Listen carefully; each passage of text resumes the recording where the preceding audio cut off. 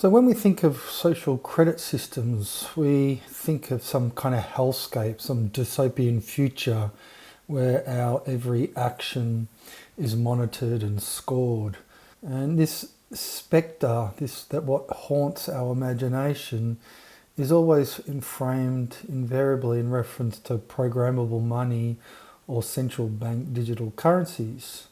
So we see the threat to our freedom through the lens of a credit as a means of exchange. And so we worry about the nature of that if we give power to these institutions that we are going to be at their mercy. Although the way how that we would understand it rings true, I think that we can look at it through a different lens to get a better perspective to it. As much as that this is valid, our appraisal of the actual issue is erroneous, because if we only look at the technology of control, this discounts a much deeper question as to whether or not we have a choice on the way how time is given to us. So once again, nobody ever questions what is the means of our production as the credit instruments that we were given as in order for a social credit system to be legitimised in the first place. And so we could say that we've always lived in a social credit system, that money literally fulfills this function.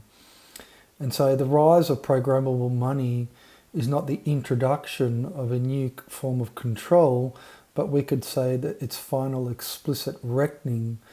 So we can see the rise of programmable money. The technological development is literally just the manifestation of what has been a control system that has been put into place for hundreds of years. And so therefore, to understand the nature of a social credit system is not in reference to the money that we use, but is in reference to the cost of living as the credit instrument that we're given it as, which has nothing to do with money, but ultimately the agency that you're credited when you're given as a demand centre or an interchangeable economic unit. Doing so will enable us to get a much broader perspective to it, ultimately from the spiritual question is always jettisoned for questions of credit to be always given as a means of exchange, and ultimately not to do with your existential status. So we have to understand the nature of the social credit system that we already belong to. And so what would that be? Well, if we are an adherent to a faith, a religiosity that we disavow ultimately, well, that the principal, say, tenet or the dogma of our creed is that time is of value. So once again, we see time marginally through the way how we're led through an interest. We discount the totalising claim that's made on time through the margin, through the value proposition it becomes, because work-life balance is inconsequential. The way how if I spent my time as leisure or labour is inconsequential to the form of life that's always transcendent to the way how I would make that distinction. So when it's given as an economic good, it totalises to the exclusion of any way of being orientated towards life outside that claim. And so therefore, as a result of our investing the self with the interest that leads, we don't recognise that we take that on faith, all right? And that is the foundational dogma that we accept that then legitimises the credit that is extended to us. And so there is this, and so that means, you know, the risk-free proposition is in reference to the envisaging or the social mobility, because you're credited through your orientation, so through the discipline that's required to acquit yourself of that claim. So a person that is successful is obviously in reference to the formula that's been set. And so therefore what would be held out as the good life is literally a social mobility or the intramundane transcendence of, say, affluence. Okay, because it's only through money making that occurs, because your action is not inherently creative. It's obviously in reference to what you discount in order to be orientated towards that future self. And so that is that, but that's taken on faith. All right, so in that way, that's everybody strives in in a way, in each according to their mode, or the models that mediate their preoccupation will determine the levels that they're comfortable with. All right, but affluenza so the way how that people keeping up with the Joneses, as it were, well, that just is dependent upon the amount of money that people earn. That obviously that kind of creep, comes into play. And yet, so, intramundane transcendence of social mobility is nothing but the totalizing claim of a buyer's journey. All you've got is that the placeholders or the accoutrements of life are just interchangeable, because when you're given as a demand center or an interchangeable economic unit, the agency is exactly the same. It doesn't matter if you're on the lowest rung of what would be the social economic strata or on the highest one. Nobody's transcendent to the consumer that they produced themselves as, and that is no one. No one is beyond this thing. And so we can say that in this system, so acquitting yourself of the transcendental truth claim made on time, that produces a credit as a means of exchange, as a form of social credit system. And so it means to say that the credit, whether or not it's a dollar, yen, Bitcoin, it doesn't matter what it is a form of social credit. So the social credit is in reference to the discipline, when you presuppose time to be a value or something that's marginal. And so therefore, your social standing, so your status is obviously in reference. So what that would be, the score is in reference to your compliance or with non-questioning, because nobody would ever question the nature of the way our time's given to them and whether or not you would actually question, is time of value or not? Because when you ask that, it seems ridiculous because people presuppose it. And so therefore they aren't only looking at what they do to disregard the claim that's made on what they do to produce the form that they have to adhere to or they have to produce in order to be orientated to life the way how they are. So, and that's the reason why, is that people are sold not to see that. They invest themselves in their roles to disregard the actual consumer vehicle that role sits in. And so obviously this is not imposed by some kind of force, it's internalized. Our actions are driven by money making, or the lie that we like to make true. Because we don't make money, we legitimize the use of a credit we are not the originators of. And so when we extend goodwill to a paradigm, we're the primary creditor, as I've talked about, but then through the extending of that goodwill, then a different form of credit can be marketed back to us to legitimise a claim that's made over our lives or that goodwill. And that's why I always say that the use of money conceals goodwill. And through that, goodwill becomes monetised. It's on an asset. It's on a balance sheet of corporations. Just think about the nature of accounting entry of goodwill, and that's associated with a brand and the way how that they can utilise that goodwill in order to generate above market rates of return. You've got to think of this thing. And so when our actions are animated by money making, we are good functioning credit instruments. We are crediting this. We're crediting a form of religiosity without us knowing it. I mean, it's all, you've got to think that everybody's completely fucking oblivious when they're doing this thing. They are crediting basically a form of religiosity or that transcendental truth claim that they acquit themselves of. And so therefore, as a result of that, they become the perfect cog in this great kind of machine. They are a component, and they are completely and utterly compliant. And it's because it's through the use of that credit that we are not the originator of, that we allow the usurpation of what is our actions to be animated by the way how that we come twice born through its use, and so therefore usurp the very principle for life, which is without origination, as I've talked about on numerous occasions.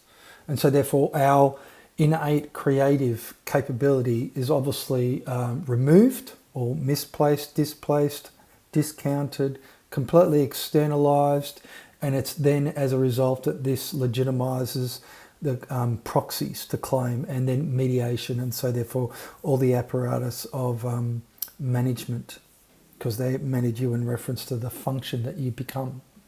And so therefore, as a result of becoming functional credit instruments, that allows obviously ourselves, our whole entire lives, to be then restructured or to be then defined according to certain criteria. Okay, because the latent authoritarianism within our lives gets externalized in the institutions that utilize proxies or to claim the very principle for life. And so this brings us to the cost of living as that credit instrument. So you could say that the cost of living as a credit instrument, people are completely oblivious to. Why? Because there's no opportunity cost of their economizing actions, or they don't ask the question as to whether or not they have a choice on the way how time's given to them. So they discount that through seeing life marginally through that interest. And so therefore you won't put it in context of the fact that the cost is in reference to the way how you become twice born through the use of that credit you do not originate. What does that actually set in motion? A leveraging. Obviously that can work to leverage life out of life, so that disincarnating creed. And ultimately the cost of outsourcing your creativity and the relationality that you would share. What you do is that you become, if you're all orientated as economic agents, then the world that you share with other people is very, very impoverished. Commercial civilizations are spiritual wastelands, and obviously everybody is kind of getting a sense of that.